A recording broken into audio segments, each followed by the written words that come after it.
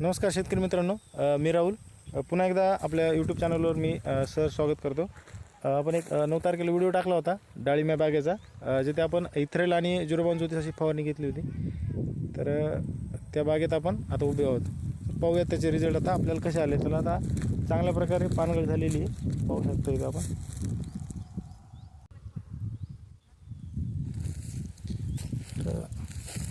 काडीला चांगला राखाडी कलरचा रंग आलेला आहे आणि काडीमध्ये आणखीन लवचिकता आहे बऱ्यापैकी, पण जास्तही वाकवल्याच्या नंतर काडी तुटण्याच्या मार्गावर, म्हणजे जास्त काडी कडक आहे।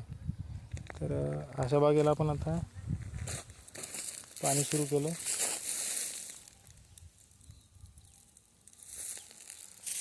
आपल्याला या बागेला मोजून 1.5 तास पाणी द्यायचं आहे। तर पाणी देण्याच्या अगोदर आपण मागच्या 2 दिवसांमध्ये या ड्रिपर खाली 20-20 किलो असं शेणखत टाकून घेतले दोन्ही बाजूला, आणि प्रति 500 झाडासाठी आपण एक बेसल डोस भरलेला आहे। बेसल डोसमध्ये आपण 10-26-26 2 बॅग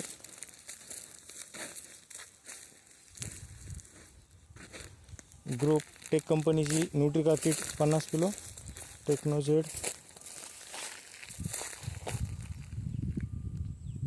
सल्फर मिल कंपनीचं 2 बॅग, म्हणजे 4 किलोचे 2 बॅग 8 किलो असं 500 झाडांकरता प्रति रोपाला प्रति झाडाला 300 ग्राम या पद्धतीने आपण 150-150 दोन्ही ठिकाणी खत दिलेले आणि ते माती अडकून केलेले।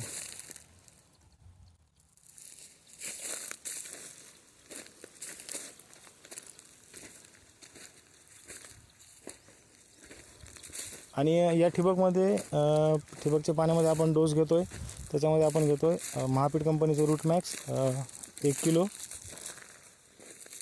घरडा कंपनीचं सिल्की 1 लिटर आणि सल्फर मिल कंपनीचं बुलटॉन 1 किलो असं या पाण्यामधून बुरशीनाशक, कीटकनाशक आणि मूळवाढीसाठी ह्युमिक ॲसिड जाते, जेणेकरून मुळांची संख्या चांगली राहील, बुरशीचा अटॅक कमी राहील आणि किडींचा पण अटॅक कमी होऊन जाईल।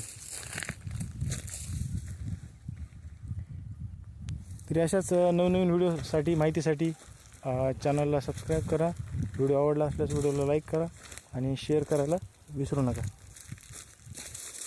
तरी काही शेतकऱ्यांना काही प्रश्न असतील तर ते कमेंटमध्ये विचारू शकता, जेणेकरून आपण त्यांना व्यवस्थित मार्गदर्शन असं करू। चालेल, धन्यवाद।